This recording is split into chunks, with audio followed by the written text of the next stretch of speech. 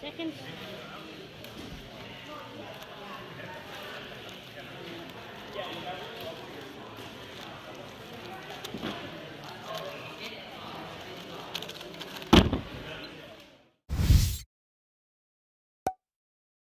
Hey, Sean here from SpeedCubeReview.com. So, obviously, I speed cube. It's a hobby that I did not think was going to turn into what it is, but we are here today. And I often get people asking me, how do you do that? How do you solve it so fast? And they're not looking for a tutorial on how to solve it right then. They just want to kind of know what it is that I do to solve it. And I have a sort of a thing that I go through to show them. So I'm going to walk through how I show it, and then I'm going to show an actual solve that I have done and kind of walk through that in slow motion. So this video is for two people. It's for people who do already speed solve and maybe a way to know, how to answer it a bit differently. Maybe you have a way that you already know how to answer it that you feel works. That's fine. But it's also for people who have no idea about cubing, who are just curious, how does someone do that? How does someone solve under 10 seconds or even at all? And we're going to walk through that. So I'm going to turn the camera around. We're going to walk through that right now. Okay, so first thing, let's kind of talk about how the cube works. When people look at it, they usually see it like this, but we have a lot more stickerless puzzles now. But people see all of these different colors, and they kind of freak out and think they have to solve all these different colors and get where they go. But it's not actually that difficult, because although we have 54 different colors, few things we can recognize.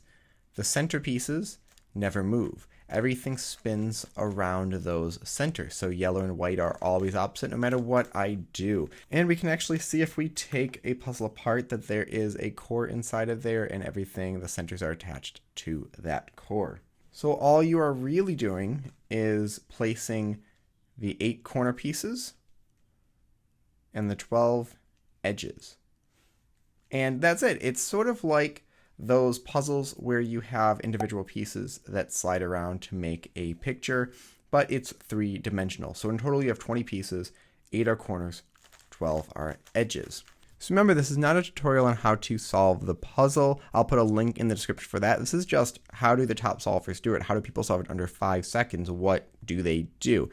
And first thing, we have these nice puzzles that we can turn kind of fast, but there's 4 main steps. There's making a plus sign or a cross, building up 2 layers, and then orienting the top layer and then permuting it.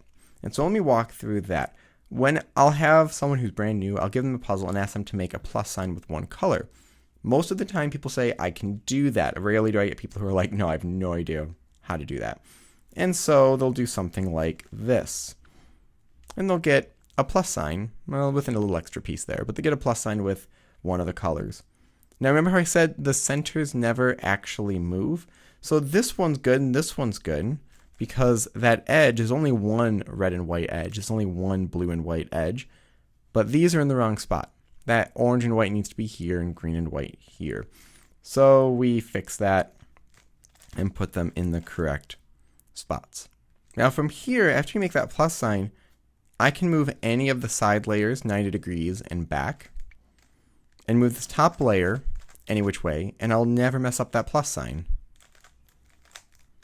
No matter what I do, if I move them 90 degrees and back, and with that top layer, it won't mess up the plus sign. So with that knowledge, what we can do is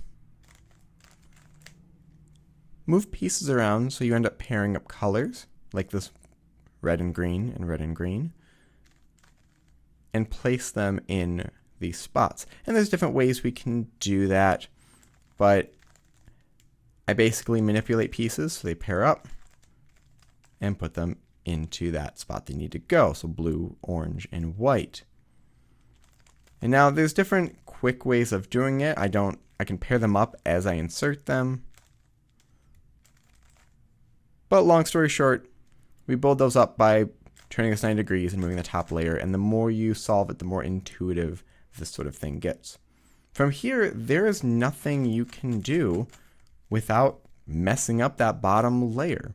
And so from here, you do have to know algorithms. Algorithms are just patterns that that will solve a certain step of the puzzle. And I think of it like typing on a computer, where when I do an algorithm, it's in my fingers. It's like typing a word or texting a word or playing an instrument. You just get used to what that movement is. You don't think about what the movement is anymore. And so with, let's say, this pattern where I have a square here in that pattern, even without looking, my fingers know at this point to do that pattern to get all yellow on top. And then here, seeing this pattern, what's actually going to happen here is that I'm actually going to be moving 3 edges around. Oh, let me get this in the right spot. I'm actually going to be moving 3 edges around and 3 corners around. Like that. So let me walk through that one more time, and then I'll walk through it in an actual solve in a video. Now, I'll often make a plus sign with any color, but I'm just going to use white for right now. So I first make the plus sign, and I can plan all this out in my head. And so without now looking at the puzzle, I know what movements I need to do, and that's something that just gets easier with time. So I've made that plus sign. Then, with just moving the side layers 90 degrees, I can match up pairs and insert them. And again, this is something that is intuitive, and I do intuitive in quotes because it's intuitive for me because I've been solving this thousands upon thousands of times.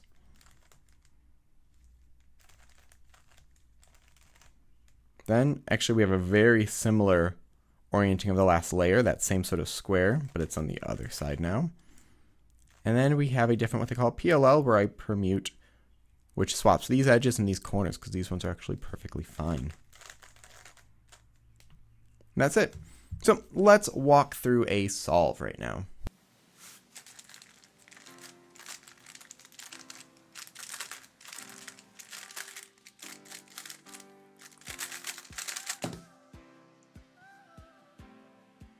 So at this point, I've planned out what the cross is going to be. I'm doing cross on yellow, which is why we have white facing up. That way I can already plan for the next few pieces. So from here, I can already see this green and red paired up, and I can insert it right there. I saw green and orange paired up and ended up breaking it up when I inserted green and red. So I repair that up and insert that. I can already see this blue and orange on this bottom left and the top. So I put those together and insert those. And then this blue and red are connected here, and I know that if I set it up this way, that'll be an easy insertion in this very simple 6-move algorithm.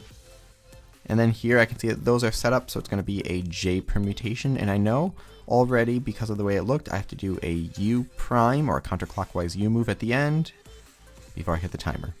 And so there is a speed solve. There's no shortcut to solving a cube this fast, it just takes years of practice. You get better at recognizing pieces as well as executing it. I hope this helps those who don't know how to solve a cube to understand how this works, and hopefully for those who try to explain this to others, maybe give you some tips on how to explain it in a different way. So thank you very much. Leave your thoughts and questions in the comment section below. Hit like and subscribe for more content like this in the future. And as always, stop by speedcubeview.com for more news and reviews.